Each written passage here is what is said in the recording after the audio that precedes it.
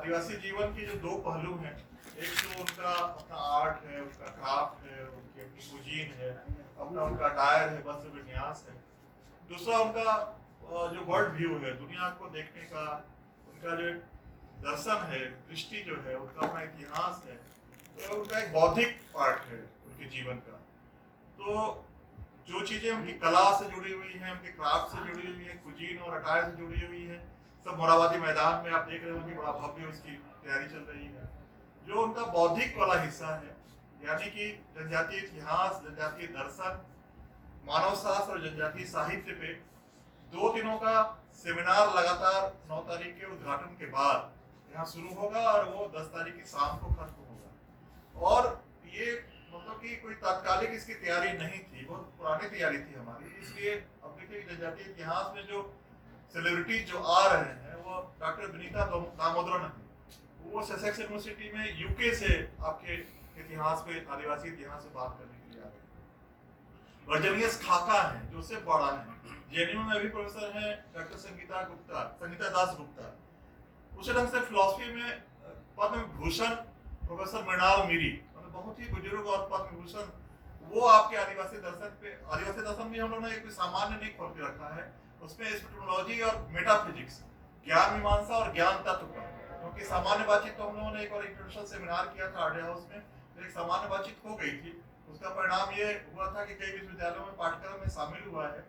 Doctor Ayesha Gautam Prakash Rao ji की, doctor Prakash Rao की जो बेटी है वहाँ ट्रैवल फिलॉसफी पढ़ाती है डीयू में, तो वहाँ ऑलरेडी इस साल से वो ट्रैवल फिलॉसफी वहाँ के पाठ्यक्रम में शामिल हुआ है। तो रांची में बातचीत होती है तो कोई रांची तक सिमटा नहीं रहता है, इसलिए ट्रैवल हिस्ट्री पे हम लोग पहली बार बात कर रहे हैं। पूरी दुनिया में सबाल्टर्न हिस्ट्री पे बात होती रही है 80s से, ट्रैवल हिस्ट्री पर पहली बार बात हो रही है। और डॉक्टर विनीता दामोदरन जैसे लोग आ रहे हैं विदेश से इस पर बात करने के लिए।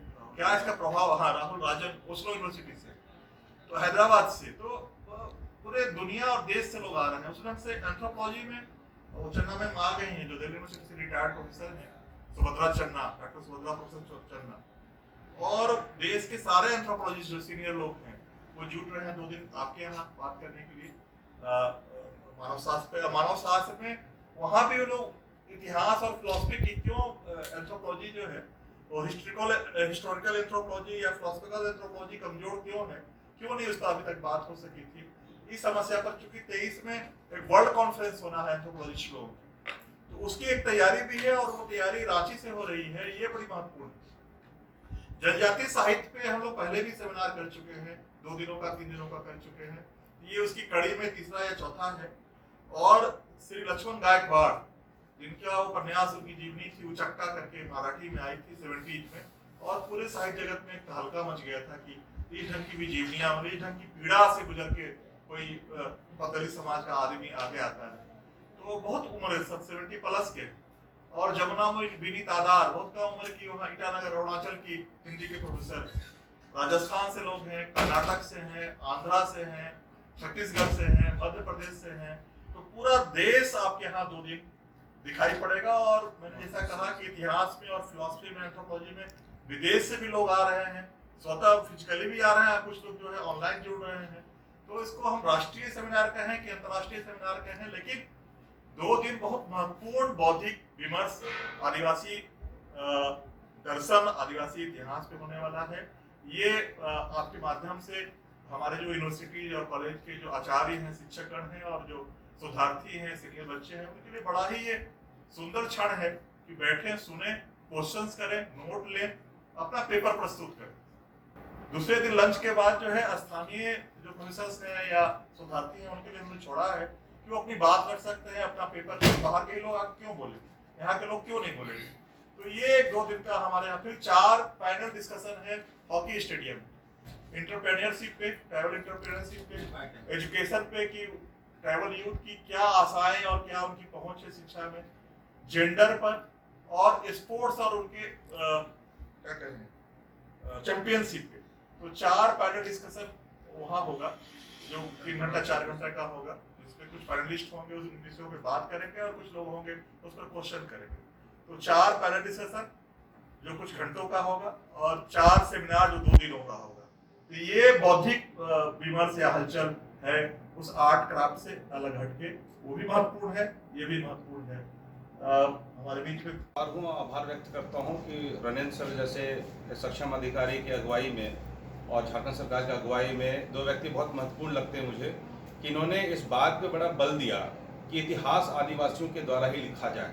ये बड़ा बहुत महीन सोच है, ये इस बारे में कभी कोई कार्य नहीं हुआ मेरे हिसाब से, और जब इस प्रकार का सोच निकल के आया और अब एक बड़ा अच्छा अवसर है जहाँ पे लोग अपनी बातें को अपनी ज़बान से लिख सकेंगे, क्योंकि हमेशा बहुत बार हुआ है कि हमारे बारे आदिवासियों के बारे में कोई और लिखता रहा है।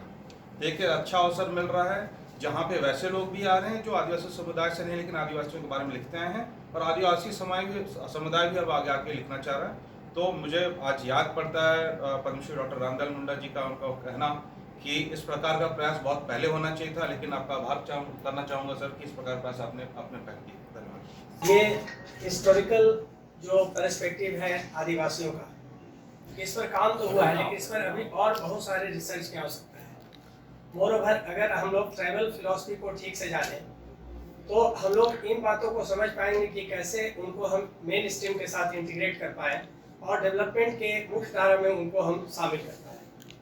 तो ट्राइबल फिलॉसफी मतलब उनके लाइफ का दर्शन क्या है, उनका वर्ल्ड व्यू, विश्व दृष्टि क्या है, जीवन के प्रति उनका आउटलुक क्या है, तो इन तमाम चीज़ों पर चर्चा होगी।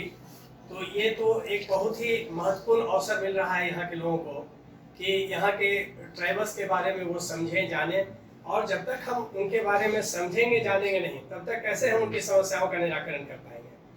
तो प्रॉब्लम ओरिएंटेड भी स्टडी बहुत जरूरी है, क्योंकि जब तक हम लोग प्रॉब्लम के कारण को नहीं समझते हैं और वो कहीं ना कहीं उनके वर्ल्ड व्यू में, उनके फिलॉसफी ऑफ लाइफ में जुड़ा हुआ है। जैसे हम लोग बोलते हैं कि उनकी संस्कृति में आत्मावाद है, ठीक है, उसके बाद वो प्रकृतिवादी हैं।